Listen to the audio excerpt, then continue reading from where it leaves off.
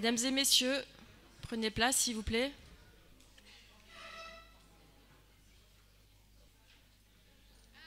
Je vais demander à Madame Birguin de procéder à l'appel.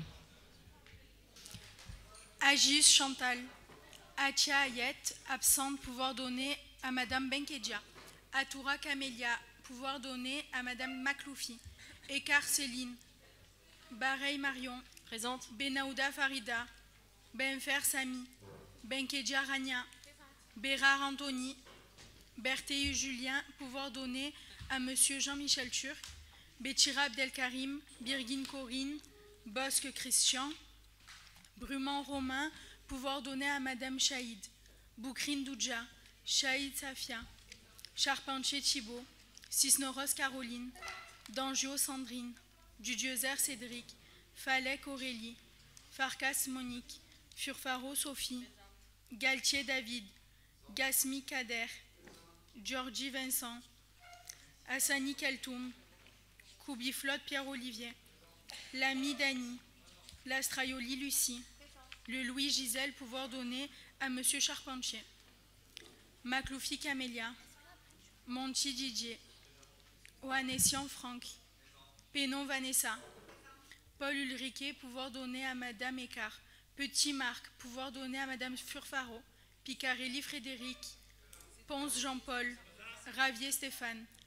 Rossi Denis, pouvoir donner à Madame le maire. Sayac Jean-Yves. Semerjean Laurence. Sicard Caroline, pouvoir donner à Madame Agius.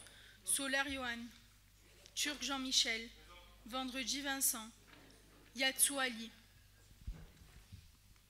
Merci Madame Birguin. Le quorum étant atteint, nous pouvons commencer notre conseil. Nous passons à l'approbation du compte-rendu in extenso de la séance du 27 septembre. Y a-t-il des prises de parole? Donc nous passons aux voix. Qui est contre? Qui s'abstient? Adopté, merci. Chers collègues, avant de démarrer ce conseil, permettez-moi d'avoir une pensée pour notre collègue Denis Rossi, qui, vous l'avez noté, est absent aujourd'hui. Il a fait un arrêt cardiaque le 3 octobre dernier. Donc il a été transféré à l'hôpital et il a été opéré hier d'un triple pontage. L'opération s'est bien passée, il est actuellement en réanimation. On espère qu'il sortira de réanimation aujourd'hui. Voilà, donc au nom de toute l'équipe, permettez-moi d'avoir une pensée pour ses proches, pour son épouse, son fils, et nous souhaitons bien évidemment un prompt rétablissement à Denis Rossi. Je vous remercie. Donc nous allons passer à la présentation des 23 rapports de ce jour. Le premier concerne l'état spécial d'arrondissement pour l'année 2023. C'est M. Koubiflotte qui nous présente cet état spécial.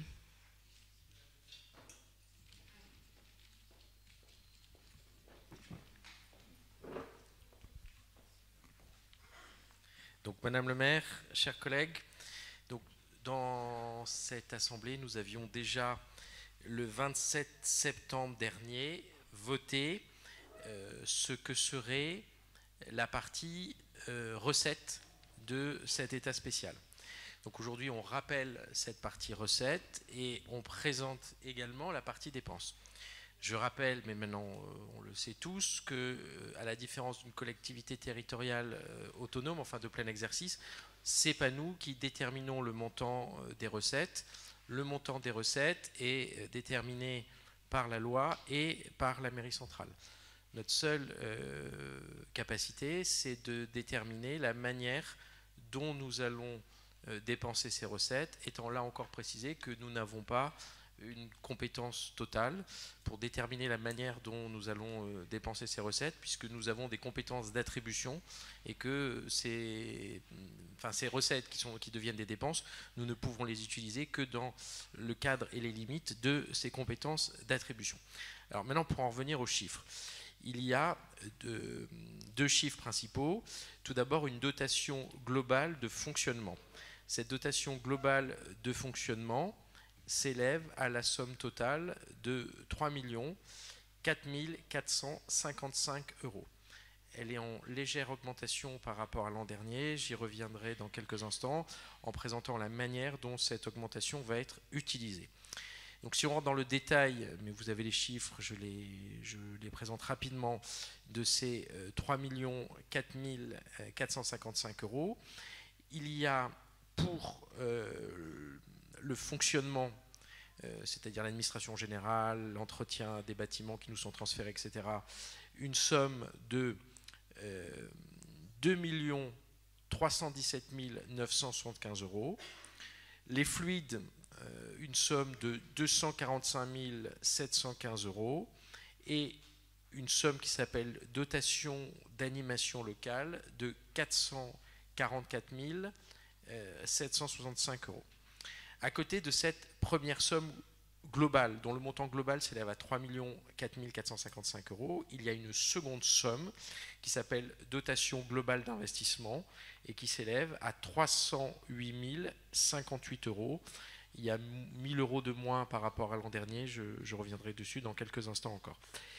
Et encore une fois, je l'ai déjà dit, mais je les ai dit à l'occasion de précédents conseils, je le répète, cette somme qui s'appelle dotation globale d'investissement ne sert pas à réaliser des investissements au sens où on l'entend de manière générale. Elle vise à permettre des dépenses de petit équipement, un panier de basket, un banc, enfin ça s'appelle des investissements, mais ça reste du gros consommable. Donc ça c'est pour les grands chiffres. Maintenant, alors les dépenses, vous avez les dépenses prévues, hein, ce n'est pas les dépenses réalisées. Les dépenses prévues, vous avez un détail assez exhaustif. Si on veut donner un peu de perspective et expliquer, synthétiser la politique qui a présidé à la détermination du choix de ces dépenses, je vois 3 termes: constance, économie et priorité donnée à certains secteurs. Constance. Constance, pourquoi? Parce que ce budget qu'on soumet au vote aujourd'hui reprend les orientations principales du budget de l'an dernier. Il n'y a rien de nouveau vraiment sous le soleil. Pourquoi? Parce qu'on est dans des dépenses qui sont principalement des dépenses contraintes et le montant des lignes de cette année est ainsi sensiblement identique au montant des lignes de l'an dernier. Ensuite, économie. Il y a 2 postes principaux d'économie qui correspondent à une volonté politique claire. C'est le poste cabinet du maire et le poste frais de communication. Le montant cumulé de ces 2 postes diminue par rapport à l'exercice précédent de 19 000 €. Très exactement 12 000 € pour le cabinet du maire et 7 000 € pour les frais de communication. Ensuite, les augmentations de budget qui correspondent, les augmentations de dépenses qui correspondent à des priorités politiques. Elles sont possibles parce que nous avons eu, par rapport à l'an dernier, une augmentation du budget de fonctionnement de 226 433 €. Je vous donne quelques exemples de la manière dont cette somme de 226 433 000 € a été utilisée. Il y a eu 100 000 € supplémentaires pour la restauration des enfants accueillis dans les centres aérés. Donc 100 000 € supplémentaires, ce qui n'est pas négligeable. 86 000 € supplémentaires qui ont été répartis sur différentes lignes qui correspondent aux prestations du service animation, dont bénéficient les enfants de notre secteur. Ensuite, une augmentation de 40 000 € du budget administration générale qui vise à financer les frais d'interprète de notre élu, de notre collègue, M. Bérard, pour qui la ville de Marseille refuse de prendre en charge, la mairie centrale refuse de prendre en charge les frais d'interprète qui lui sont nécessaires pour assumer sa mission. Et ensuite, dans cette augmentation, dans l'utilisation de cette augmentation de 226 433 €, 19 000 €, non pardon, excusez-moi, les 19 000 € dont je parle là, qui sont destinés à l'entretien des bâtiments, c'est les 19 000 € qui ont été économisés sur le poste cabinet du maire et budget de communication. En ce qui concerne, je fais simple, en ce qui concerne les budgets je fais simplement un petit flashback sur l'an dernier. Je voulais vous dire que... Non, pardon, avant de faire le flashback sur l'an dernier, je voulais vous dire que nous maintenons dans l'investissement, nous maintenons dans le budget d'investissement, c'est-à-dire dans la manière dont nous allons utiliser les 308 000 € de budget d'investissement, nous maintenons les priorités que nous avions déjà définies l'an dernier, c'est-à-dire 148 000 pour les équipements, 148 649 € pour les équipements sociaux, 61 200 € pour les équipements sportifs et 97 000 € d'investissement pour les espaces verts. Sur les espaces verts, il y a 1 000 € de moins que l'an dernier, mais ce qui correspond à un espace vert qui relevait avant de la compétence de la mairie de secteur et qui relève aujourd'hui de la compétence de la mairie centrale. Pour en terminer avec cette présentation et avant de vous demander, Madame le maire, de bien vouloir mettre ce rapport aux voix, je voulais faire un flashback sur l'exécution du budget 2022, donc un flashback sur le budget de l'an dernier. Nous avons consacré 1 million d'euros aux équipements des centres d'animation. Donc 1 million d'euros qui se répartissent 385 000 € d'investissement dans les centres d'animation, 371 000 € d'investissement dans les équipements sportifs et 232 000 € d'investissement dans les espaces verts. Sur le budget de l'an dernier, il y a 1 million d'euros d'investissement qui ont été répartis entre les centres d'animation, les équipements sportifs et les espaces verts. Je crois en avoir terminé, Madame le maire, et je vous remercie de bien vouloir mettre ce rapport aux voix. Merci, Monsieur Koubifot, pour ce rapport détaillé concernant notre budget de la mairie des 13e et 14e arrondissements. Est-ce qu'il y a des questions ou des prises de parole? Madame Dangeau.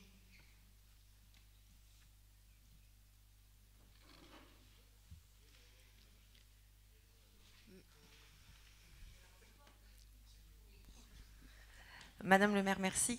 Alors on a déjà eu quelques explications lors de la présentation du rapport, mais alors nous voterons bien évidemment contre votre budget, parce que ce budget, le budget que vous nous présentez aujourd'hui, c'est essentiellement donc des chiffres, ce qui compose un budget, on est d'accord, mais il n'y a aucun projet concret derrière. On voit toujours pas où est-ce que vous voulez en venir, on voit toujours pas le meilleur arriver dans le 13-14, donc on aurait aimé savoir où en est, par exemple, le centre spécial petite enfance que vous deviez ouvrir à la Batarelle, je crois, si je ne me trompe pas, ainsi que l'installation des jeux PMR dans les parcs et jardins.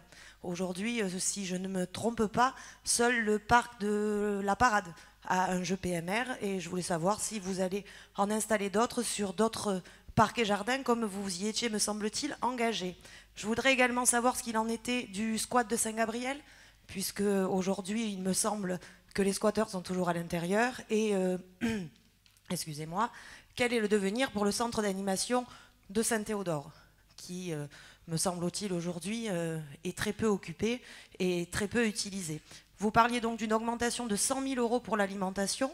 Alors, est-ce que c'est une augmentation pour...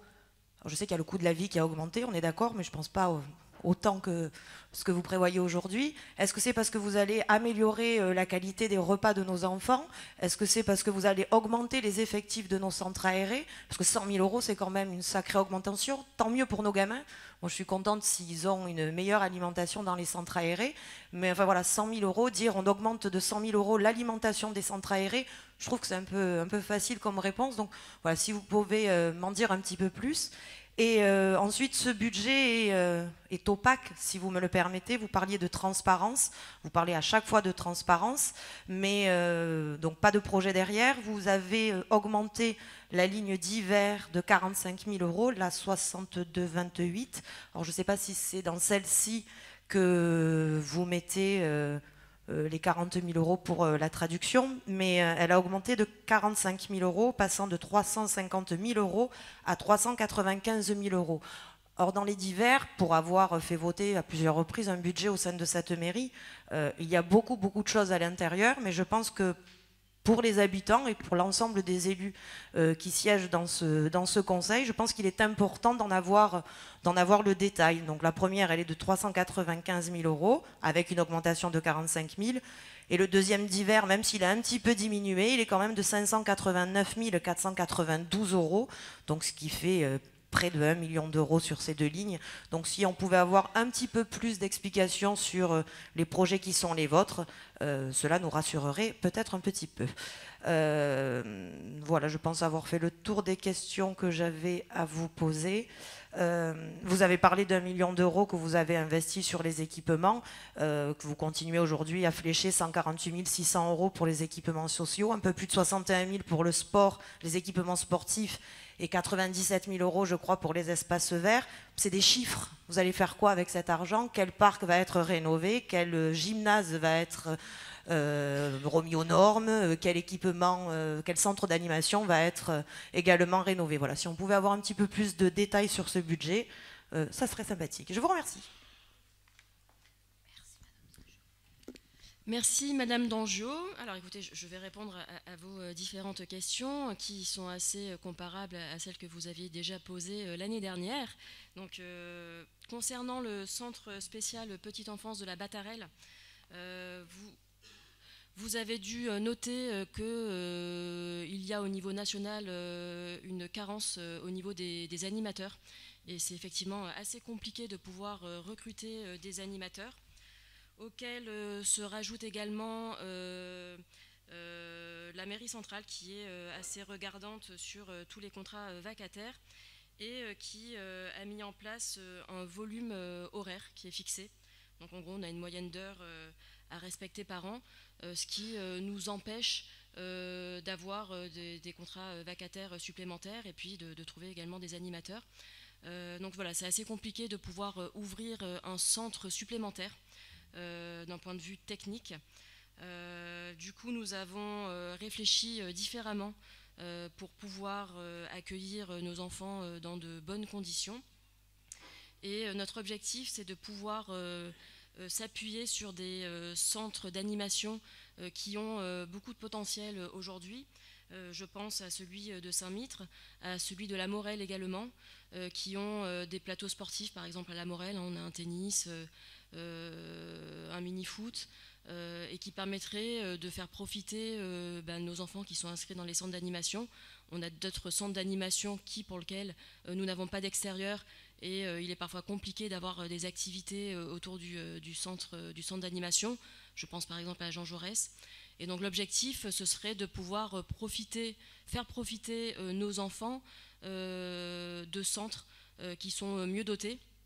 On a commencé par celui de Saint-Jérôme, où vous avez pu le voir, les plateaux sportifs ont pu être refaits à l'école de Saint-Jérôme et nos centres aérés peuvent en profiter. On fait également des stages sportifs pendant les vacances. Et donc voilà, c'est pouvoir apporter des travaux supplémentaires dans les équipements que nous disposons en mairie de secteur et qui ont du potentiel pour en faire profiter nos enfants. Sachant que voilà, en plus on a vu que quand on essaie d'organiser des activités ou des sorties à l'extérieur de Marseille, c'est parfois compliqué. On a été malheureusement contraints cet été avec des problématiques de transport avec le marché de la ville où les enfants malheureusement se sont vus annuler leurs activités au dernier moment, ce qui est beaucoup de frustration pour les animateurs et pour les enfants. Donc voilà, essayons un petit peu de profiter, on va dire, des équipements qui sont mis à disposition par la mairie de secteur. Et notre objectif, encore une fois, c'est de faire tous les travaux nécessaires pour que nos enfants, les associations puissent en profiter pleinement. Donc ça, c'est notre objectif. Vous nous dites qu'il y a beaucoup de chiffres derrière notre budget et vous avez du mal à voir un petit peu notre stratégie. Donc encore une fois, moi je remercie, je félicite nos services, Monsieur Koubiflotte, pour nous avoir évoqué ces chiffres. Et encore une fois, c'est du factuel, donc c'est un petit peu ce que nous demandons, parce que sinon c'est bien beau d'avoir de belles paroles, de beaux projets et pas de chiffres derrière. Donc effectivement, on a des chiffres.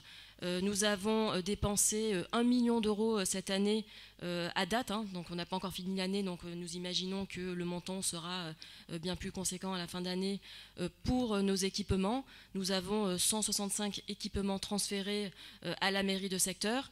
Je rappelle également que ça fait partie des compétences de la mairie de secteur. Une mairie de secteur doit entretenir ses équipements transférés. Nous ne sommes pas un comité des fêtes, hein, donc voilà, notre rôle premier, c'est d'entretenir les équipements pour en faire profiter nos habitants. Donc nous nous y attelons, c'est pourquoi nous avons un budget qui est en hausse sur l'entretien et l'aménagement de nos équipements. Donc 1 million d'euros qui ont été investis cette année. Vous avez eu également la répartition de ce budget, hein.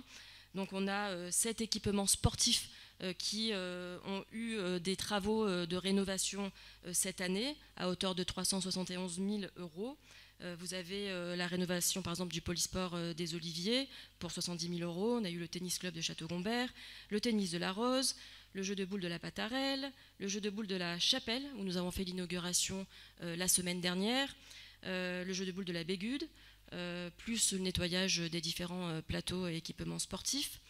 Ensuite, concernant nos centres d'animation, ce sont 8 centres d'animation sur lesquels nous avons fait des travaux conséquents à hauteur de 385 000 euros. La Morelle, Pélabon, Saint-Mitre, la Batarelle, Bon Secours, la Busserine, Font-Obscur, la Marine Bleue. Et puis enfin nos espaces verts pour 232 000 euros, où nous avons notamment fait planter des arbres et des arbustes, ainsi que créer des jardinières. Donc vous avez le centre d'animation du Merlan, le jardin de la Moussière, le centre des domaines. Donc voilà, donc nous avons réalisé pas mal de travaux sur le budget de fonctionnement, d'investissement de la mairie de secteur, auquel se rajoute bien évidemment la programmation des équipements mairie centrale, où là nous sommes à 580 000 euros qui ont été alloués à notre mairie de secteur.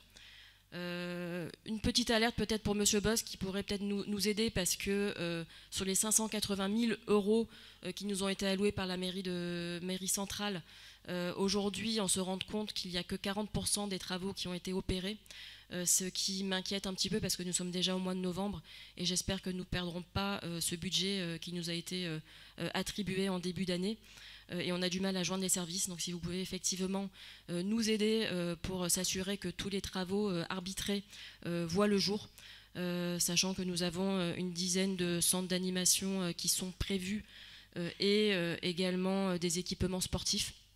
Et donc aujourd'hui on a uniquement 5 gros travaux qui ont été faits sur les 14, si je ne me trompe pas, qui étaient prévus. Donc voilà, une petite alerte. Si vous pouvez alerter voilà, la mairie centrale. Voilà, donc tout ça pour vous dire que les travaux avancent. Ça nous permet effectivement de mettre à disposition des habitants un équipement remis, on va dire, en état, même si bien évidemment nous aimerions avoir plus de budget. C'est ce que nous disons chaque année. En mairie de secteur, nous ne pouvons faire que de petits travaux. Les gros travaux sont réalisés par la mairie centrale et vous imaginez bien qu'avec une enveloppe de 500 000 euros, on ne va pas bien loin. Concernant le squat de Saint-Gabriel, alors là, je me tourne encore une fois vers Monsieur Bosque pour qu'il puisse effectivement nous aider sur ce sujet. Effectivement, c'est un sujet qui date, puisque ça fait depuis 2019 que ce centre d'animation est squatté.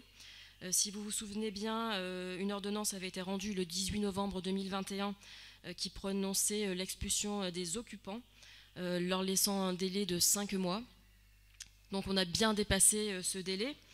Il y a eu une tentative d'expulsion le 13 juillet qui malheureusement a échoué. Et nous avons demandé le concours de la force publique le 15 juillet et là encore rien ne se passe. Donc encore une fois je continue à relancer la mairie centrale pour que le nécessaire soit fait. Aujourd'hui nous n'avons pas de nouvelles. On a peur bien évidemment qu'on nous dise qu'il y a la trêve hivernale et qu'on reparte encore une fois sur une année supplémentaire. Alors de manière informelle, on m'a dit que la mairie centrale souhaitait savoir quel était le projet de la mairie de secteur avant de pouvoir agir. Ce qui m'étonne un petit peu, j'ai envie de dire un centre d'animation, on sait à quoi sert un centre d'animation, pouvoir accueillir les associations comme c'était le cas auparavant. Et nous, ce que nous demandons, c'est de cesser cette occupation illégale sur ce site. Donc voilà, donc j'espère que là aussi la mairie centrale pourra vite agir, puisque ça fait quand même depuis 2019 que nous attendons. Donc voilà, Monsieur Bosc, si vous pouvez également prendre ce sujet et le porter auprès de la mairie centrale. Sur Saint-Théodore, vous m'aviez effectivement déjà posé la question l'année dernière.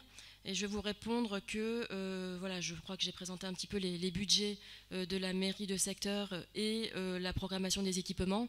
J'ai envie de dire que nous allons déjà nous occuper des équipements qui sont ouverts aujourd'hui pour les remettre en état et que malheureusement nous n'avons pas le budget nécessaire pour réouvrir Saint-Théodore. Ça nécessite de gros travaux qui doivent être réalisés par la mairie centrale.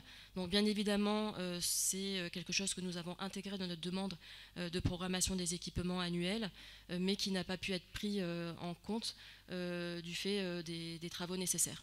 Donc on continuera à le demander, mais malheureusement, ce n'est pas du ressort de la mairie de secteur aujourd'hui, et nous n'avons pas la capacité de pouvoir réouvrir ce centre dans l'immédiat.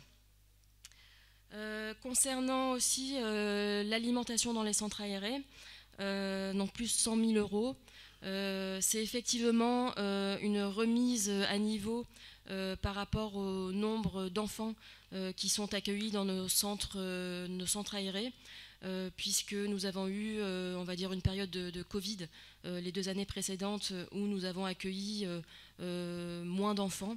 Et aujourd'hui, il faut que nous ayons des dépenses qui soient en adéquation avec notre budget. Donc c'est une remise à niveau par rapport au nombre d'enfants qui sont accueillis.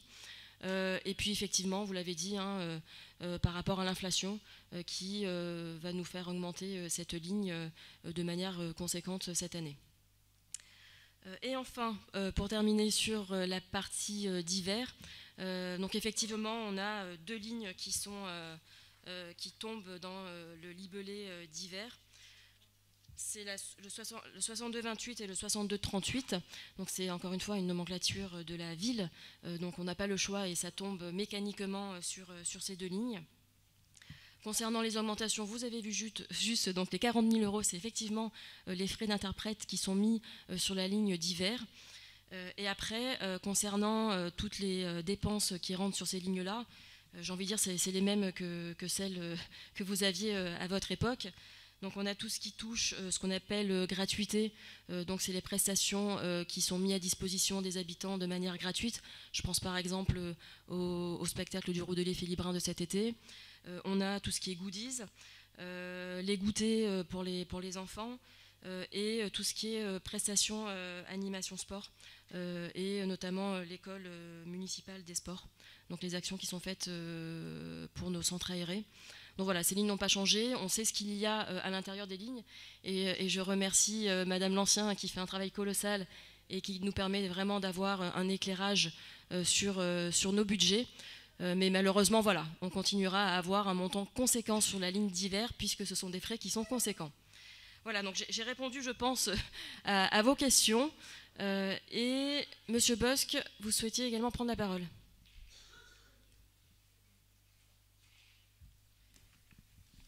Merci, Madame le maire. Monsieur l'adjoint, Monsieur Flotte, je m'arrête un instant sur votre remarque qui laisserait croire que la mairie centrale ne prendrait pas l'handicap suffisamment à bras-le-corps. Je vous rappellerai que c'est notre mairie centrale qui a instauré la traduction des langages des signes dans l'hémicycle et que Jean-Claude Godin n'a jamais fait pendant 25 ans. De même, sur le budget, j'aurais aimé que vous puissiez dire et vous féliciter de cette hausse de 230 000 €. Ici, il y a une ancienne maire et un ancien maire, ils peuvent attester que Jean-Claude Godin n'a jamais augmenté. Donc vous auriez pu, sans arrêt de me prendre à témoin, Madame le maire, vous féliciter de cette augmentation de budget. Cette augmentation, c'est une très bonne chose, mais il faudra en faire bon usage Ce serait par exemple organiser de nombreux événements dans certains quartiers. Ce serait permettre l'organisation de moments festifs avec les habitants. Mettre des moyens pour nos centres d'accueil municipaux, afin que les jeunes et moins jeunes des secteurs se sentent bien entendus, qu'ils puissent bénéficier des mêmes conditions de vie que l'ensemble des Marseillaises et des Marseillais. Pourtant, en lisant votre budget, j'ai été pris d'un doute. Où est passé le budget conséquent que la mairie centrale verse à notre secteur?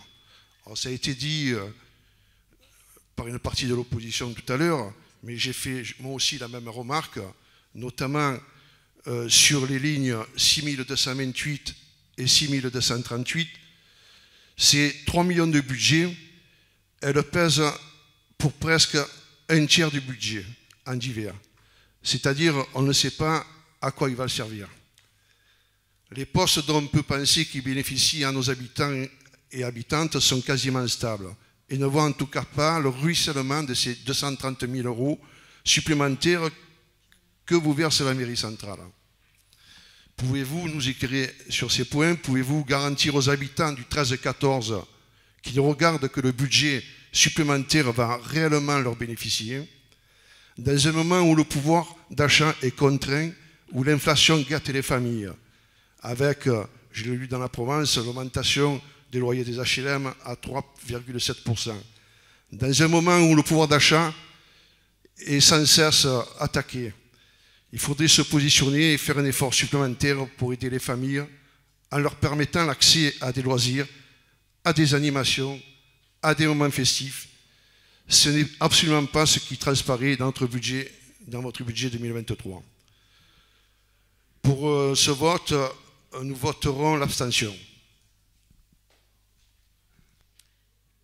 Monsieur Coupifotte, vous souhaitez répondre à Monsieur Bosc?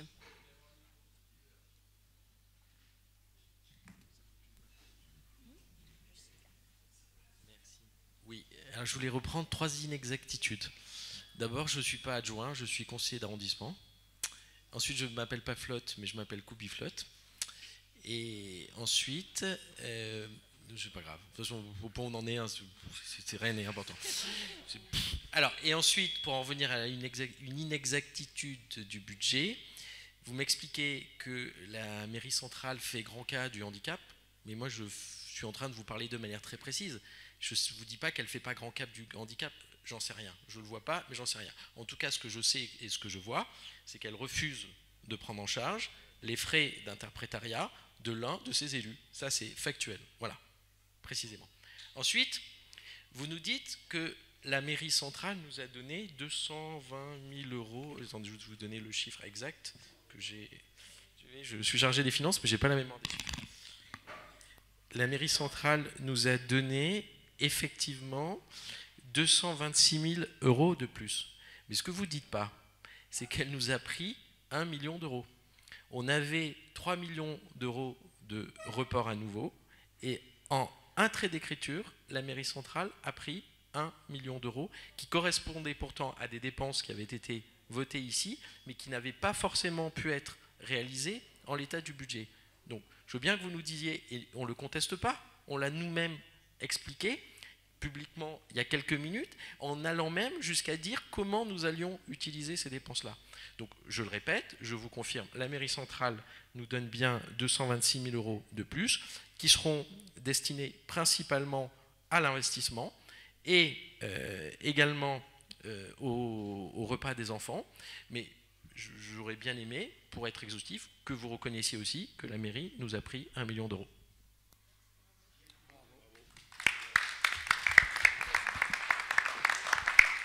Madame Pénaud et après Madame Benkedia. Oui, mais je vais chercher. Ah, aussi.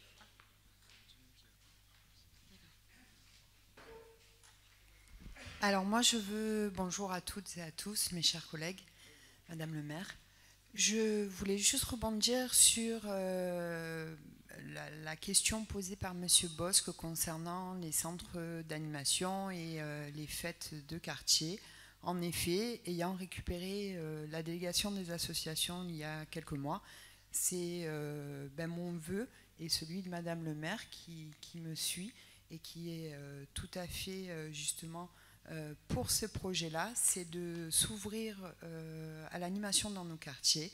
Donc on est en train de programmer pour l'année prochaine, puisque pour cette année, les budgets étaient déjà clos, donc je n'ai rien pu proposer. Mais nous sommes en train de programmer cela pour l'année prochaine, où notre vœu, en effet, est que plutôt que de faire de grosses animations, par exemple dans le parc de la mairie, faire plutôt des animations dans chaque quartier pour l'année prochaine. Donc on est en train d'y travailler et voilà, on vous le fera savoir, on vous fera savoir la programmation dès qu'on aura tout bouclé. Merci. Merci Madame Pénaud. Madame...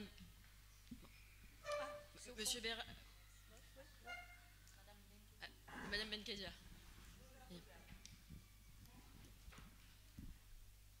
Mes chers collègues, alors je voulais revenir sur la situation de handicap de notre collègue ici élu, Anthony Bérard, et je voulais rappeler qu'un récent décret fixe les conditions de remboursement de certains élus avec des conditions d'handicap spécifiques. Dans le cadre de l'exercice de leur mandat, les élus locaux en situation de handicap peuvent être amenés à engager certains frais spécifiques, à savoir des frais spécifiques de déplacement ou d'accompagnement d'aide technique, à l'instar d'Anthony Bérard. Un décret du 9 mars 2021 définit les conditions de remboursement pour obtenir le remboursement de ces frais. Désormais, les élus en situation de handicap siégeant au sein d'un établissement public, donc une EPCI à l'instar de la métropole, peuvent aussi en bénéficier dans cette situation même au titre que les élus municipaux, pour le cas de Anthony Bérard. En outre, ce court décret compte juste 6 articles réévaluant le plafond de ce remboursement et les indemnités maximales susceptibles d'être versées aux maires d'une commune de moins de 500 habitants et plus. Ces dispositions sont rentrées en vigueur à partir du 11 mars 2021. Donc là, à partir de ce moment-là, factuellement, vous avez juste à faire un rappel au maire de Marseille en lui disant qu'il a droit à des remboursements de frais pour ses interprètes. C'est la loi.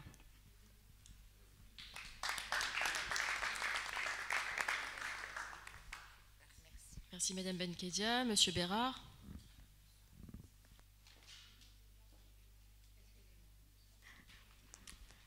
Bonjour à tous. Justement, je voulais répondre à Monsieur Bosc. Effectivement, je dirais les mêmes choses en ce qui concerne le décret. Il doit s'appliquer de manière concrète. Mais je voudrais vous donner le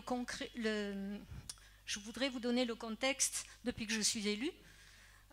Depuis que j'ai mon mandat, je suis allée voir la mairie centrale, j'ai prévenu de mes besoins d'interprètes et autres. On m'a dit, ne vous inquiétez pas, il y a un marché public qui est là, qui s'adresse à tous les citoyens sourds, et ils m'ont inclus dans ce marché public. Concrètement, ça a été de me laisser de côté, moi, en mairie de secteur, parce que je coûtais vraiment trop cher. Bon, on ne peut pas dire que ce soit une question d'opposition, mais si, je pense que c'est parce que nous étions du côté de l'opposition. Freinez, Monsieur Bérard. C'est parce que j'étais dans un parti d'opposition que, bon, on n'a pas tellement tenu compte de mes demandes. Attends.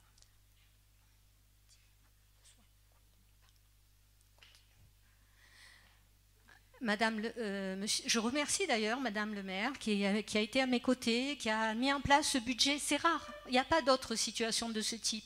Elle a envoyé un courrier, elle a réenvoyé des courriers, elle n'a jamais eu de réponse en la matière.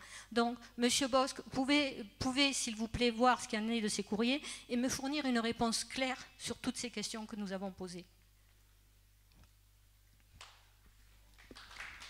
Merci, Monsieur Bérard. Monsieur Bosc, vous souhaitez répondre? Monsieur Bérard, mon cher Anthony, je ne veux pas te laisser penser que le maire ne payerait pas l'interprète parce que tu es dans l'opposition. Je n'ose le croire. Mais je prends l'engagement devant toi et devant cette assemblée que je vais transmettre le message et faire en sorte que cette demande soit prise en compte. Merci. Merci, Monsieur Bosc. Monsieur Yatsou.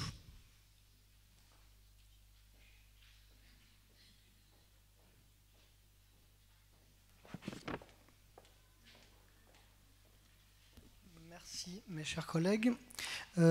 Effectivement, cette fois-ci, Monsieur Koubiflot, vous avez donné des éléments plus précis. Merci pour cet exercice. C'est beaucoup mieux que la lecture d'un tableau de comptabilité. Et je reviens donc sur certains éléments, puisque beaucoup de réponses ont été données. Il y a un élément sur lequel je n'ai pas entendu, question qui a été posée par Madame Dangio, qui concerne la restauration des enfants. 100 000 €, effectivement. Est-ce que ça correspond à de l'aide qui est donnée aux familles, ou bien est-ce que c'est l'amélioration des repas? Ce serait important de le savoir. Ensuite, vous avez parlé de plus de 100 000 € pour les équipements sportifs.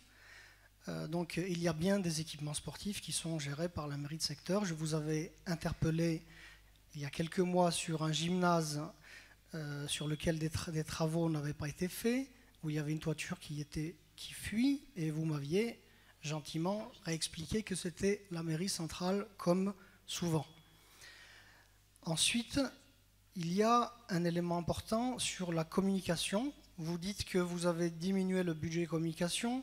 Je comprends que ça concerne la publicité plutôt, c'est-à-dire tous les effets de publicité de la mairie de secteur, sauf contradiction de votre part. Et je voudrais vous interpeller sur un élément important sur lequel de nombreux concitoyens nous ont interpellés, c'est le renseignement à la mairie et l'accompagnement dans les démarches administratives, puisque beaucoup de personnes se sont plaintes du fait qu'elles ne trouvaient pas de réponse, notamment sur, par exemple, les attestations d'hébergement. Beaucoup de personnes ont été baladées entre différentes administrations. Donc je suppose que ce budget communication ne concerne pas cet élément-là, mais je vous interpelle sur cette question-là qui est très importante pour donc la vie de nos concitoyens. Et dernier élément, les dépenses sur l'énergie. Vous savez que nous sommes dans une crise énergétique extrêmement grave et que ces factures d'énergie risquent d'exploser, comme d'ailleurs pour les particuliers. Et à ce titre, je sais que vous allez me répondre que c'est la mairie centrale qui décide des budgets. Effectivement, ça a été évoqué en conseil municipal et en partie anticipé par des augmentations, et je cite au hasard comme ça, l'augmentation de la taxe foncière. Et est-ce que vous avez entrepris à votre niveau des actions ou des initiatives pour faire face à ce risque, puisque effectivement, si vous avez un budget limité pour l'énergie, cet hiver, je ne sais pas ce qui va se passer, à la fois pour les institutions et pour les particuliers, mais il faudrait qu'on évite de se retrouver dans une situation où on serait obligé de couper le chauffage. Merci. Merci Monsieur Yatsou. Alors écoutez, je vais répondre à vos questions et puis également à celle de Monsieur Bosque, puisque j'ai l'impression que vous n'avez pas forcément écouté ou compris ce que j'ai pu expliquer tout à l'heure. Donc effectivement, Monsieur Bosque, nous avons 226 000 € de budget supplémentaire et nous avions noté lors du précédent conseil que nous étions satisfaits d'avoir une hausse sur notre budget de fonctionnement, mais qu'effectivement, ce qui nous est donné d'un côté nous est repris de l'autre, puisque c'est un tiers de notre report qui a été repris par la mairie centrale, 1 million d'euros. Vous imaginez bien qu'avec 1 million d'euros, nous aurions pu continuer à faire des travaux dans nos équipements et que malheureusement, ça nous fait mal de perdre 1 million d'euros et ça ne nous permet pas de faire toutes les manifestations et fêtes que vous aimeriez que nous puissions faire sur notre secteur. Mais n'hésitez pas encore une fois à nous aider, et si la mairie centrale souhaite co-participer, co-financer des événements sur notre secteur, bien évidemment que nous y sommes favorables. Je reprends l'explication donc des 100 000 € sur l'alimentation. Donc c'est parce que nous avons plus d'enfants qui sont inscrits dans nos centres d'animation. Donc on réajuste notre budget aux dépenses réelles. Et effectivement, nous avons traversé une période de Covid où nous avions un taux d'occupation de 50% en moyenne sur nos centres aérés. Et donc il faut bien évidemment que nous ayons un budget qui soit adapté à nos dépenses, et nous prenons en plus en compte l'inflation. Pour le gymnase, monsieur Yatsou, alors c'était quel gymnase, rappelez-moi, parce qu'on en a pas mal sur le secteur. La visitation. Donc effectivement, on a un grand nombre de gymnases qui sont mentionnés dans les travaux que nous souhaitions faire.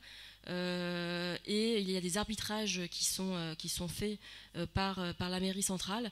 Nous n'avons pas que ce gymnase-là, malheureusement, pour lequel nous avons des problèmes d'infiltration. Enfin, on sait encore toutes les problématiques que nous pouvons avoir sur le secteur. Donc voilà, la liste est longue. Nous faisons des travaux petit à petit par rapport à notre budget. Notre budget, vous l'avez vu, nous l'allouons en grande partie sur nos équipements. Pour répondre encore à la question de M. Bosc, et je vais le redire, les compétences de mairie de secteur, c'est l'entretien de nos équipements. Nous en avons 165.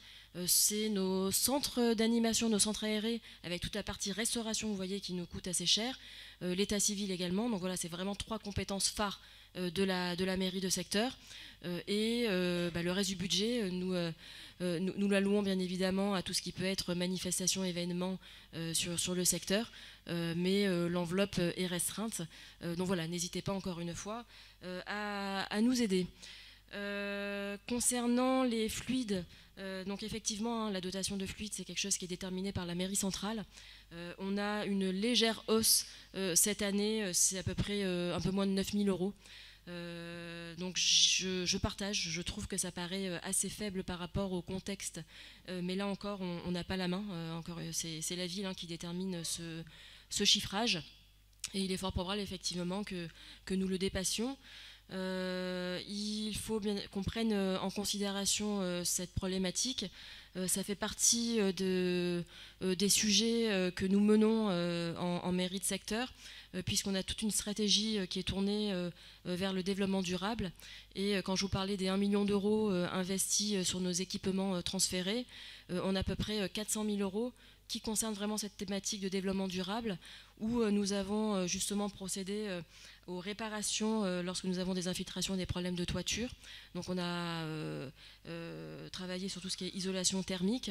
Nous sommes passés également à des éclairages LED. Donc on a des boulodromes, des tennis, et également des centres d'animation qui sont passés en éclairage LED. On va continuer, ça va nous prendre plusieurs années bien évidemment pour passer en 100% LED, mais on s'y emploie. Et j'en parlais également tout à l'heure, où nous avons planté pas mal d'arbres et d'arbustes dans nos jardins et nos centres d'animation. On est presque à 400 plantations depuis le début d'année, ce qui nous permet effectivement de produire de l'oxygène et de développer la biodiversité. Voilà, donc en tout cas on s'y emploie, mais il faudra effectivement que nous prenions en considération cette problématique. Et on sait combien ça va être dur pour les habitants, pour les ménages. Écoutez, Monsieur Bosc, j'en profiterai pour vous dire qu'est-ce que la mairie centrale a fait comme effort pour la population quand on voit que nous avons une augmentation de 14% sur les impôts. Donc voilà, je suis un petit peu étonnée des remarques que vous pouvez me faire quand je vois un petit peu la politique qui est menée aujourd'hui par la ville. Voilà, donc écoutez, Madame Boucrine, vous souhaitiez intervenir.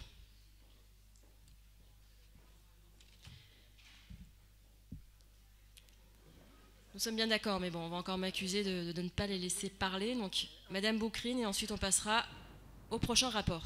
Merci. Quelle évolution. Merci de me donner la parole. Vous ne m'avez pas coupé la parole, vous n'allez pas me couper la parole, j'espère. En tout cas, mon intervention, je voulais juste relever que vous parlez de développement durable. Quand on répare une toiture, cela ne relève aucunement du développement durable. Je crois que vous confondez développement durable et juste réparation d'équipements. Ça, c'est juste un petit point. Par ailleurs, vous n'avez pas répondu à la question de M. Yatsou concernant le budget alloué à la communication et à l'information. Je vais juste vous rappeler qu'aujourd'hui, les citoyens n'ont pas accès aux informations quand il s'agit de démarches administratives, quand il s'agit d'effectuer des démarches administratives. Certains citoyens se sont plaints récemment du fait qu'ils n'ont pas accès à l'information complète, en tout cas. Je donne un exemple. Les attestations d'accueil, aujourd'hui, quand les citoyens viennent demander une attestation d'accueil, ils n'ont pas l'accès à l'information complète. Donc si le budget information, vous le restreignez, je ne sais pas si l'information dans ce sens est compris dans ce budget, je trouve que peut-être vous devriez faire attention justement au budget alloué à l'information. Peut-être que je fais rire monsieur Clément Fortier, je ne sais pas ce qui vous fait rire, mais les citoyens aujourd'hui se plaignent et c'est mon rôle en fait de le faire remonter. Quand ils viennent demander une attestation d'accueil, certains travaillent et malheureusement vous les faites balader parfois jusqu'à 6 allers-retours pour leur donner une petite information sur la liste des documents à fournir. Est-ce que le budget peut-être permet d'améliorer l'information et la communication à ce niveau-là pour l'intérêt des habitants, tout simplement. Voilà. Par contre, vous parliez de 1 million que vous avez restitué à la mairie centrale. Et là, oui, vous avez peut-être restitué 1 million, je ne sais pas dans quel contexte, peut-être qu'il faudra le clarifier, mais vous avez eu 2 millions de plus. Donc voilà, la question se pose. Merci. 2 millions de reports. Merci. Alors, Madame Boucrine, les 1 million, on ne les a pas donnés, on nous les a repris, donc ce n'est pas tout à fait pareil. Et effectivement, les mairies de secteur ont en report. C'est quelque chose qui se cumule d'année en année, donc ce n'est pas quelque chose que nous avions sur notre mandat, mais voilà, ça provient du mandat précédent, voire de plusieurs mandats. On a eu une période de Covid qui nous a pas permis effectivement de pouvoir dépenser l'ensemble du budget, où tout a été à l'arrêt pendant plus d'1 an. Et donc voilà, ça aurait été effectivement nécessaire qu'on puisse dépenser ce budget qui était un budget de la mairie de secteur. Mais bon voilà, je pense qu'on ne va pas non plus en discuter pendant des heures. Écoutez, sur la communication, donc encore une fois, bien évidemment que toute la communication qui peut être faite auprès des habitants, nous continuons à la faire. Mais Madame Boucrine, si vous souhaitez, venez faire une immersion un jour à l'état civil et vous verrez un petit peu comment cela se passe. Voilà, mais bon, je pense que les habitants sont bien reçus dans cette mairie, ils sont bien informés quand ils viennent à l'accueil et bien évidemment que nous continuons à communiquer. Et puis n'hésitez pas, voilà, si vous voulez alors, je n'ai pas besoin... Alors, excusez-moi, mais je ne pense pas avoir donné la parole à Madame Boucrine. Donc, est-ce que vous pouvez me laisser continuer à parler? Je vous laisse terminer, par contre, je veux juste reprendre un élément. Alors, Madame Boucrine, vous ne me coupez pas, ça ne se passe pas comme ça. Je ne vous coupe pas. Donc, voilà, vous attendez que... Allez-y, je ne vous coupe pas. Une fois que j'ai parlé, normalement, on passe au rapport suivant, parce qu'au bout d'un moment, je veux bien qu'on fasse un échange, mais bon, voilà. C'est beaucoup de temps passé à échanger. Si nous sommes en démocratie, les mêmes questions. Je ne vous coupe pas la parole, vous avez raison. À me couper, donc maintenant on va s'arrêter. Ça commence à bien faire. À chaque conseil, ça se répète. Donc voilà, c'est au bout d'un moment, arrêtez de manquer de respect. On vous demande de ne pas couper. Voilà.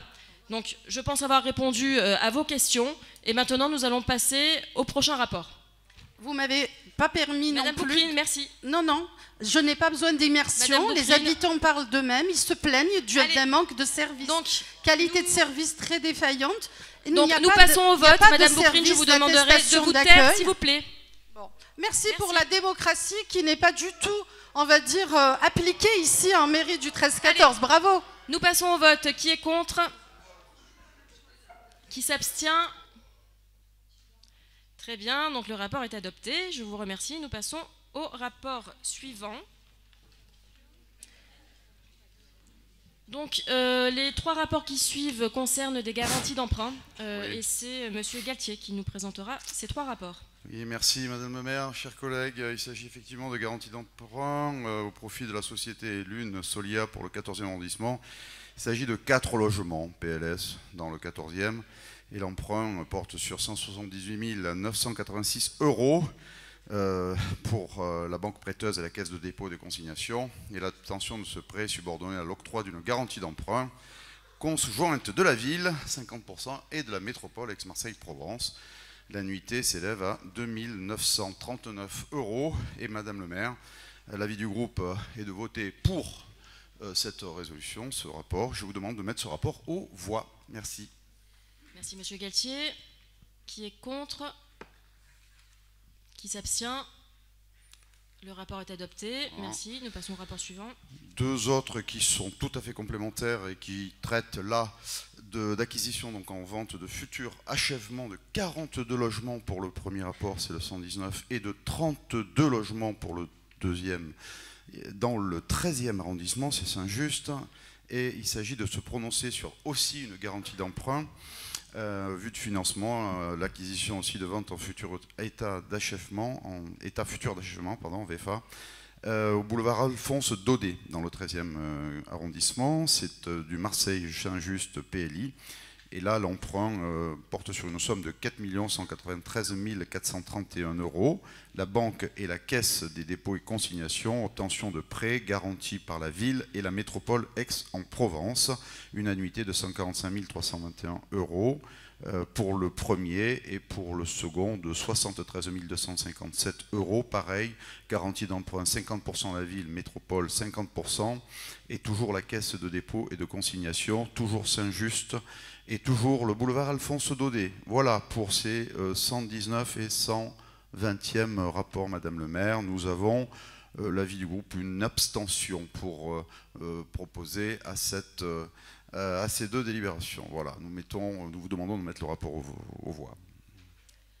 Alors, pour le 119, qui est contre? Qui s'abstient? Monsieur Bosque, j'imagine pour. Vous avez vu au fond ce qui est... On vous a pas vu, vous êtes pour. Et donc pour le 120, j'imagine que ce sera similaire, mais qui est contre? Qui s'abstient? Et donc vous êtes pour. Parfait, merci. On passe au rapport suivant concernant la direction des solidarités et de l'action sociale. Madame Furfaro, s'il vous plaît.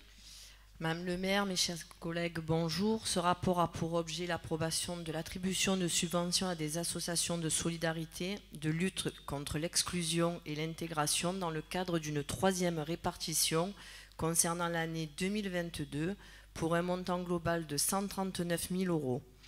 Notre secteur est concerné par la Fédération des Bouches-du-Rhône du Secours populaire français pour un montant de 10 000 €. Madame le maire, je vous demande de mettre ce rapport aux voix. Merci Madame Furfaro. Qui est contre? Qui s'abstient? Rapport adopté à l'unanimité. Merci. Le rapport suivant. Il s'agit d'attribution de subventions à des associations animant des accueils de loisirs sans hébergement. Madame Birguin. Madame le maire, chers collègues, ce rapport a pour objet l'approbation de l'attribution de subventions à des associations animant des accueils de loisirs sans hébergement dans le cadre d'une 2e répartition concernant l'année 2022 pour un montant global de 3 655 920 €. Concernant notre secteur, il bénéficiera de 929 021 €. Vous trouverez le détail des subventions dans le rapport. Madame le maire, je vous demande de mettre ce rapport aux voix. Merci Madame Birguin. Qui est contre? Qui s'abstient? Le rapport est adopté. Je vous laisse poursuivre Madame Birguin. Madame le maire, chers collègues, ce rapport a pour objet l'approbation de l'attribution de subventions à des associations sportives dans le cadre d'une 4e répartition concernant l'année 2022 pour un montant global de 161 000 €.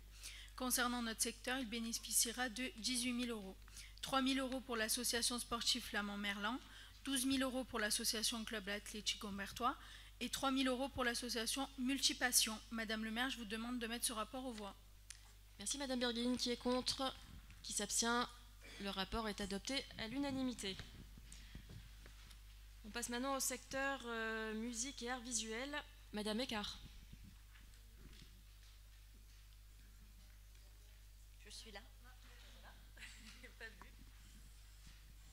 Madame le maire, mes chers élus, bonjour. Donc, ce rapport a pour l'objet l'approbation de l'attribution de subventions d'équipement à des diverses associations œuvrant dans le secteur de la musique et des arts visuels, dans le cadre d'une troisième répartition concernant l'année 2022 pour un montant global de 15 500 euros. Notre secteur est concerné par une subvention de 3 000 euros pour la maîtrise des Bouches-du-Rhône pour l'acquisition d'un clavecin français 2 claviers pour l'utilisation pédagogique artistique en éducation vocale des enfants de la maîtrise des Bouches-du-Rhône. Madame le maire, je vous demande de mettre ce rapport aux voix. Merci Madame Écart. Qui est contre? Qui s'abstient? Le rapport est adopté à l'unanimité. Le rapport suivant, nous sommes sur des subventions à des associations. Madame Pénaud.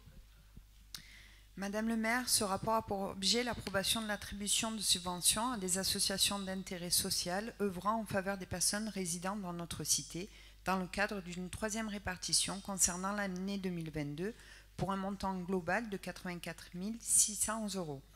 Concernant notre secteur, il bénéficiera de 20 700 euros qui se décomposent comme suit.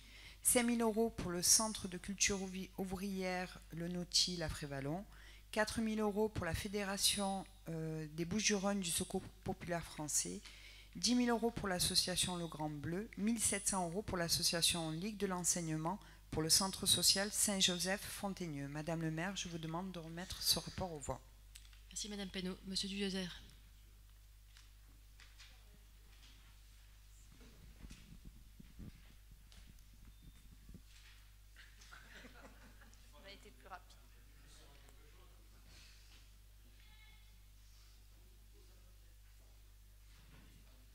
Voilà, on va y arriver. Oui, Madame le maire, c'est pas sur ce rapport spécifiquement, mais ça concerne les rapports qui sont pour les distributions de subventions aux associations, pour dire qu'il y a un rapport qui a été oublié d'être enrôlé.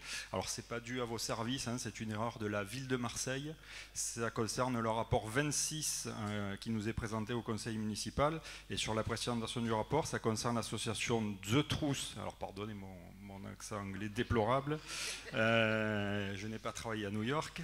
Il est indiqué que cette association se trouve à l'impasse Lavelle dans le 2e arrondissement, mais lorsqu'on va voir en fait dans les annexes des conventions, on se rend compte qu'en fait c'est une association qui se trouve à l'impasse Ravel. L'impasse Lavelle n'existe pas, elle se trouve à l'impasse Ravel dans le 13e arrondissement.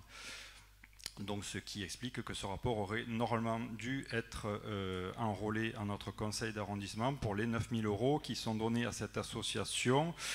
Une association qui concerne, j'en profite pour le signaler, le projet de l'association consiste en l'accompagnement global, hébergement, santé, emploi de publics sous statut réfugiés et primo-arrivants issus de la communauté nigériane et en situation de vulnérabilité. Voilà, bon, inutile de vous dire qu'on aurait voté contre ce rapport et qu'on le fera au conseil municipal du coup.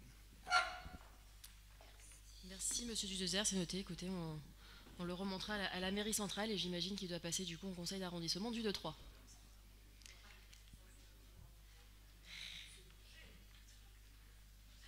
Donc nous passons au vote. Qui est contre? Qui s'abstient? Le rapport est adopté. Rapport suivant, nous sommes sur des subventions en faveur de familles et c'est Madame Lastraioli qui nous présente le rapport. Madame le maire, ce rapport a pour objet l'approbation de l'attribution de subventions à des associations agissant en faveur des familles dans le cadre d'une troisième répartition concernant l'année 2022 pour un montant global de 31 200 euros. Notre secteur est concerné par une subvention de 4 500 euros pour l'Union départementale des associations familiales. Madame le maire, je vous remercie et je vous demande de mettre ce rapport aux voix. Merci Madame Lastraioli. Qui est contre? Qui s'abstient? Rapport adopté à l'unanimité. Merci. Le rapport suivant, nous sommes sur des subventions à des associations d'animation urbaine et c'est Madame Semerjian qui nous présente le rapport. Madame le maire, mes chers collègues, bonjour. Madame le maire, ce rapport a pour objet l'approbation de l'attribution de subventions à des associations d'animation urbaine dans le cadre d'une troisième répartition concernant l'année 2022 pour un montant global de 15 700 euros. Concernant notre secteur, il bénéficiera de 6 000 euros. 2 000 euros pour l'association des terres intérieures pour le jardin collectif de Frévalon, 2 500 euros pour le centre socioculturel des quartiers Fondacle Les Olives et 1 500 euros pour l'association de gestion et d'animation de la maison des familles et des associations. Madame le maire, je vous demande bien sûr de mettre ce rapport aux voix. Merci. Merci Madame Semerjian. Qui est contre? Qui s'abstient? Le rapport est adopté à l'unanimité et je vous laisse poursuivre Madame Semerjian concernant le bel âge. Oui, Madame le maire, ce rapport a pour objet l'approbation de... C'est le rapport donc, numéro 128, bien sûr. Ce rapport a pour l'objet l'approbation de l'attribution de subventions à des associations œuvrant en faveur des personnes du bel âge, dans le cadre d'une 3e répartition concernant bien évidemment l'année en cours, l'année 2022, pour un montant global de 5 900 euros. Concernant notre secteur, il bénéficiera de 2 400 euros, 1 000 euros Artmada Prod, 1 400 euros à l'association de gestion et d'animation de la Maison des Familles et des associations pour le centre social flamand Iris. Madame le maire, je vous demande bien évidemment de mettre ce rapport aux voix. Merci. Merci Madame Semerjian. Qui est contre? Qui s'abstient? Rapport adopté à l'unanimité. Pour le 129, Madame Benkedia qui nous présente le rapport. Merci Madame le maire. Alors pour ce rapport, nous devons nous concerter sur l'approbation de l'attribution de subventions d'équipement à diverses associations 2022-2024, dans le cadre d'une 2e répartition concernant l'année 2022. Et donc dans cette perspective, le vote de l'affectation de l'autorisation de programme Mission, Action sociale et Solidarité année 2022 à hauteur de 180 000 euros. Par ailleurs, il nous est également demandé de valider la 2e répartition de crédit de l'année 2022 à hauteur de 67 800 euros pour l'attribution de subventions d'équipements à diverses associations. Concernant notre secteur, il bénéficiera de 3 500 euros. Alors, c'est 500 euros pour la Ligue de l'enseignement, Fédération départementale des Bouches-du-Rhône, achat qui a pour objet d'acheter des équipements et de mobilier pour la nouvelle annexe du centre social des Lilas, et 3 000 euros pour le centre social culture ouvrière Le Nautil, achat de matériel pour le plein air. Donc Madame le maire, je vous demande de mettre ce rapport aux voix. Merci Madame Benkedia. Qui est contre? Qui s'abstient? Le rapport est adopté. Et je vous laisse poursuivre Madame Benkedia. Oui. Alors ce rapport a pour objet l'approbation de versement du solde des subventions 2022 au titre du projet d'établissement transmis par les associations œuvrant dans le domaine de la petite enfance pour un montant global de 952 000 euros. D'autre part, il nous est également demandé de valider le versement d'une subvention de 2 000 euros au centre social et culturel La Garde pour l'organisation d'un temps d'échange de pratique des LAEP, lieu d'accueil d'enfants parents, de Marseille en partenariat avec la CAF des Bouches-du-Rhône.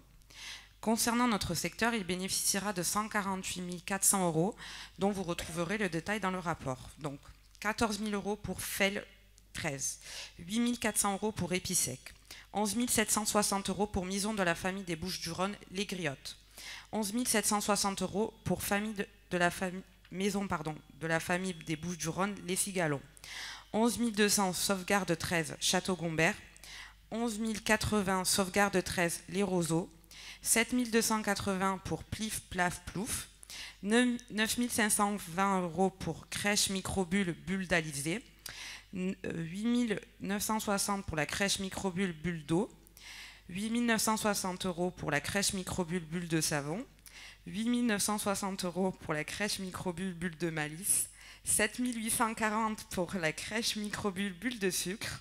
C'est très joli comme appellation, hein, pour la petite parenthèse. Alors, 1 080 euros pour Auteuil Petite Enfance, 11 760 euros pour les petits canailloux et 7 840 euros pour famille d'aide à domicile. Je vous demande, Madame le maire, de mettre ce rapport aux voix. Merci Madame Benkedia pour ce rapport détaillé. Qui est contre? Qui s'abstient? Rapport adopté à l'unanimité. Merci. Rapport suivant, Madame Écart.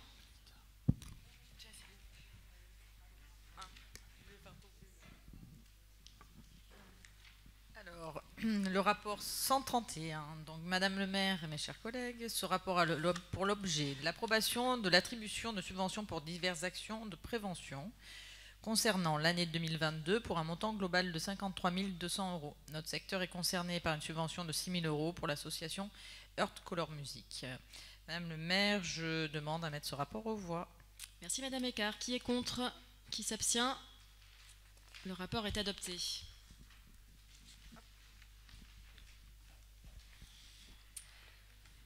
Le rapport suivant porte sur le centre social Agora Busserine.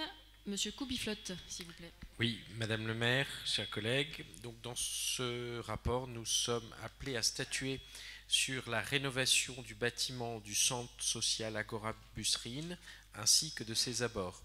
La rénovation du centre social, c'est la mise aux normes, la réfection de l'électricité, et la rénovation des abords, c'est la création d'une aire de jeu, la création de sanitaires extérieurs.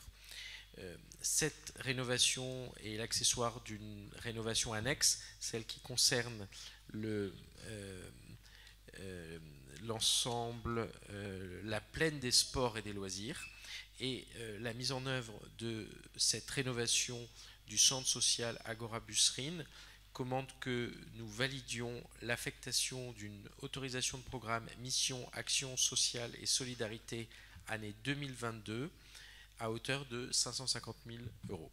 Je vous demande, Madame le maire, de bien vouloir mettre ce rapport aux voix. Merci Monsieur Koubiflotte. Bien sûr, Monsieur le sénateur. Merci Madame le maire. Madame le maire, mes chers collègues, simplement de constater, je ne sais pas moi, Agora, ça doit être l'anagramme de gouffre, non? À quelques lettres près. C'est un gouffre. Chaque année, c'est en permanence des travaux. Quand ce n'est pas de l'entretien, c'est des dégradations, pardon. Il ne se passe pas une année sans que l'on soit obligé de mettre les deux mains au fin fond de la poche pour l'Agora, qui est un État dans l'État d'ailleurs, qui ne rend compte de rien et qui a trop souvent des initiatives, pour ne pas dire des habitudes politiques. Voilà, donc l'on votera contre, mais vraiment avec conviction et éléments à l'appui. L'Agora, ça suffit. Voilà, il faut se calmer. C'est l'argent du contribuable est trop précieux pour le consacrer à des gens qui ne rendent absolument pas compte de leurs activités en plus. Merci. Y a-t-il d'autres prises de parole sur ce rapport? Donc nous passons aux voix. Qui est contre? Qui s'abstient? Le rapport est adopté. Merci. Rapport suivant, le 133, concernant l'école élémentaire de Saint-Just-Centre. Monsieur Picarelli. Madame le maire, mesdames et messieurs les élus, bonjour. Pour ce rapport, nous sommes consultés pour débattre de l'approbation de l'opération de confortement d'un mur de soutènement à l'école élémentaire Saint-Just, Centre 1. Dans le cadre de la mise en œuvre de ce dispositif, il nous faut valider l'affectation de l'autorisation de programme relative aux travaux à hauteur de 110 000 €. En effet, le mur de clôture mitoyen entre l'école et la propriété voisine date de la construction de l'école et délimite la cour au nord de celle-ci. Ce mur est devenu au fil du temps, par le fait des aménagements du terrain de la propriété voisine, un mur de soutènement, ce qui n'était pas sa destination initiale.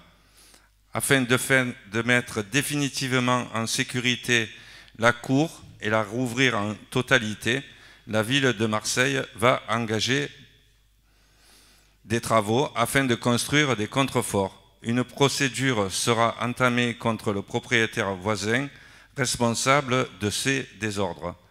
Madame le maire, vous vous êtes rendue une fois de plus, pas plus tard qu'il y a 3 semaines, dans cette école. Ces travaux sont pour nous un soulagement. Nous alertions depuis 2 ans la mairie centrale en vain. Madame le maire, je vous demande de mettre ce rapport aux voix. Merci Monsieur Picarelli. Nous sommes effectivement très heureux que ces travaux soient enfin validés par la mairie centrale. Qui est contre? Qui s'abstient? Donc le rapport est adopté à l'unanimité. Merci. Sur le rapport suivant, nous sommes sur des subventions allouées à des associations œuvrant en faveur de personnes en situation de handicap. Monsieur Bérard, s'il vous plaît.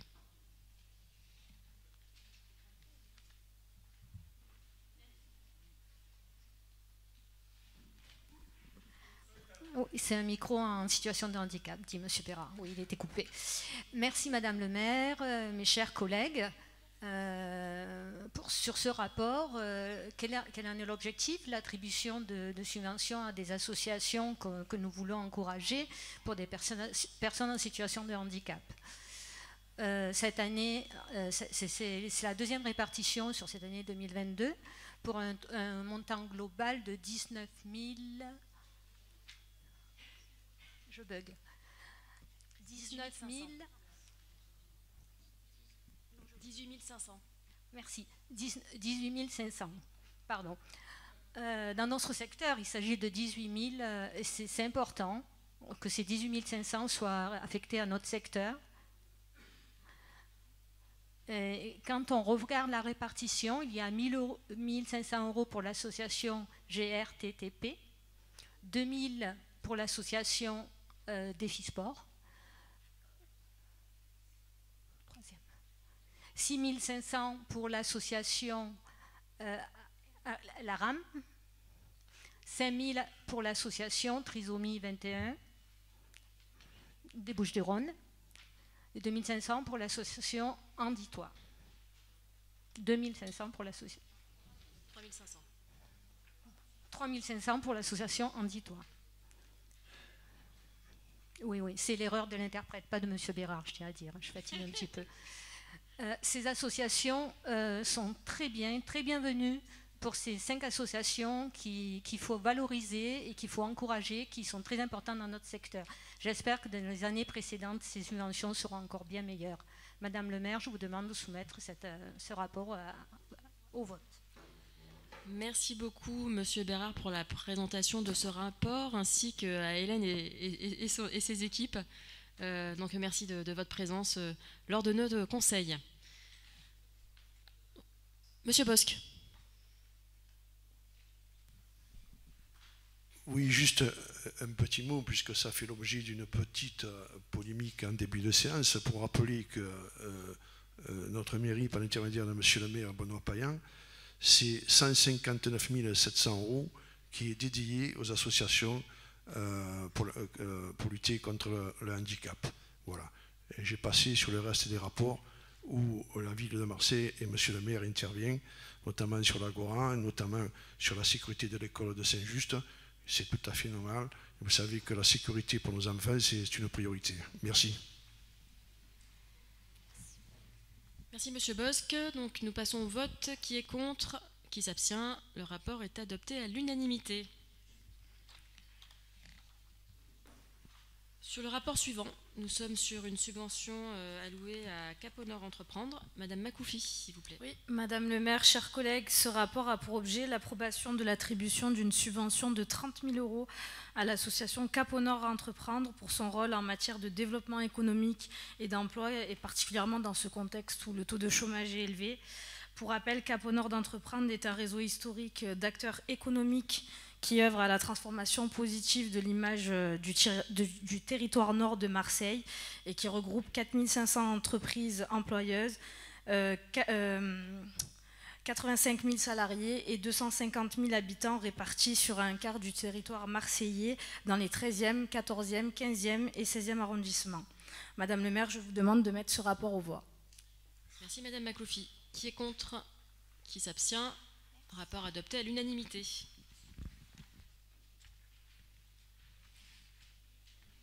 Sur le rapport 136, Monsieur Galtier. Oui, merci Madame le maire, chers collègues. Il s'agit là de rapports que nous propose la direction générale adjointe à la ville, toujours plus verte, toujours plus durable. Et donc il s'agit là d'immeubles, d'une restructuration globale. Et nous sommes concernés, nous, par le 12 bis rue Léo Lagrange dans le 14e, mais il s'agit d'un plan d'ensemble, bien évidemment, pour restructurer fonctionnellement les immeubles ciblés par les travaux de recyclage, de restructuration. Donc, nous allons délibérer sur l'approbation du principe de cession à la Société publique locale d'aménagement d'intérêt national Aix-Marseille-Provence, de 34 immeubles ou fonciers dépendant du domaine privé de la ville de Marseille.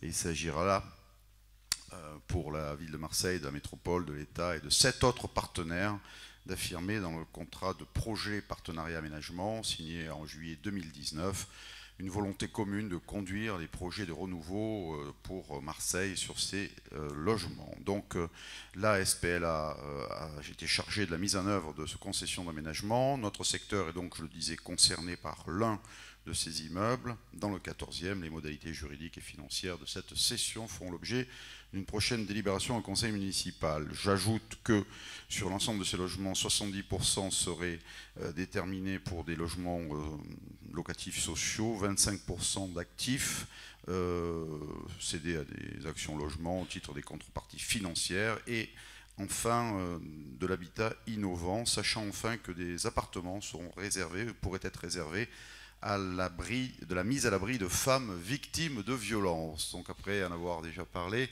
le groupe propose un avis favorable pour, et nous vous demandons, Madame le maire, de mettre ce rapport aux voix. Merci Monsieur Galtier. Qui est contre? Qui s'abstient? Le rapport est adopté à l'unanimité. Monsieur Galtier, et nous continuons pour le rapport suivant, Madame le maire, où là il s'agit donc d'une convention cadre passée avec la société anonyme d'économie mixte, c'était Adoma, et nous savons qu'il s'agit de relogement temporaire de personnes qui ont été placées hors les murs, et donc il faut bien sûr reloger le temps que leur habitat soit rénové. Et pour cela, il nous est demandé de valider une annexe financière à la convention cadre pour un certain nombre de logements, 60 au total, sur les jardins de l'Espérance et en diffus. Donc nous avons là, un montant global prévisionnel plafonné à 331 213,78 € pour l'année 2023, ajustable par voie d'avenant en fin d'exercice. Et nous sommes saisis pour nous prononcer, nous, du renouvellement de la convention d'occupation temporaire du domaine public par la mise à disposition de la parcelle communale où a été installée la résidence Les Jardins de l'Espérance, moyennant un versement par Adoma d'une redevance annuelle révisable chaque année d'un montant pour 2023 de 1 500 €. Voilà pour l'ensemble de ce que nous propose à nouveau cette DGA et de ce parc pour lequel nous sommes concernés pour donc 50 logements et 10 dans le parc diffus d'Adoma en centre-ville. Voilà. Madame le maire, je vous demande de mettre également ce rapport aux voix. Merci Monsieur Galtier. Monsieur le sénateur.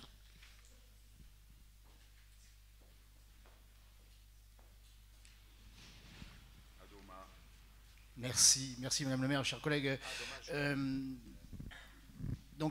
s'agit là de tendre la main à des familles qui ont été, comme le terme le veut, mises hors les murs.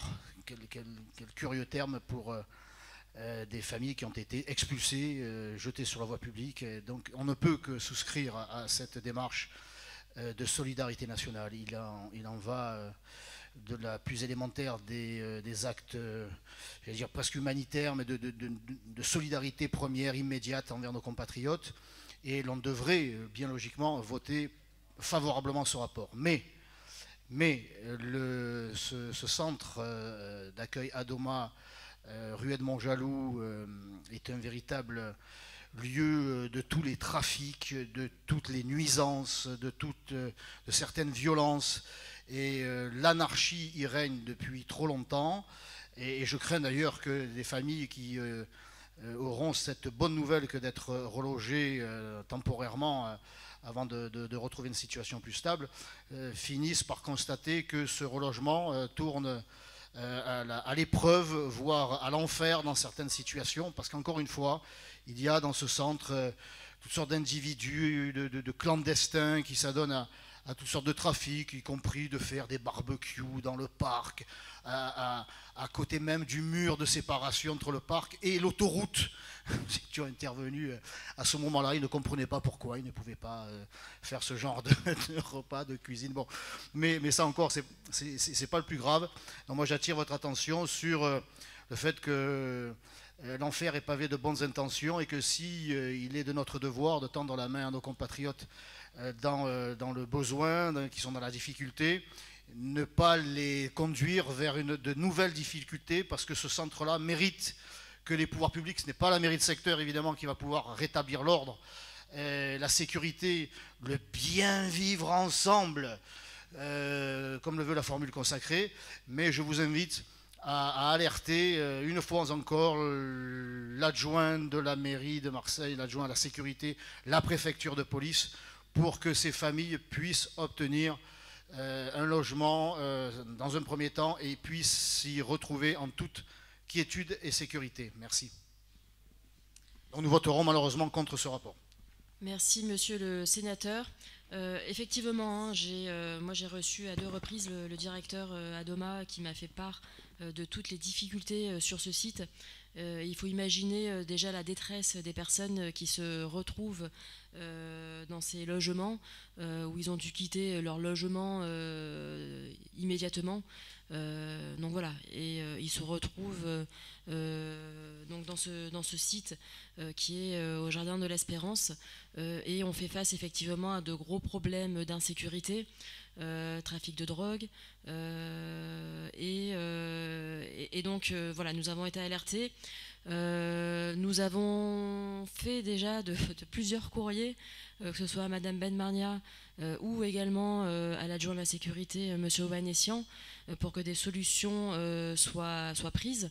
Adoma a demandé à ce qu'il y ait par exemple des caméras qui soient mises à disposition du site, que l'on puisse fermer, c'est ce que nous demandons, de fermer les parcs la nuit. On sait que nous sommes dans un secteur où malheureusement nous devons faire face à de l'insécurité. Mais malheureusement, nous n'avons pas encore eu de retour à nos demandes.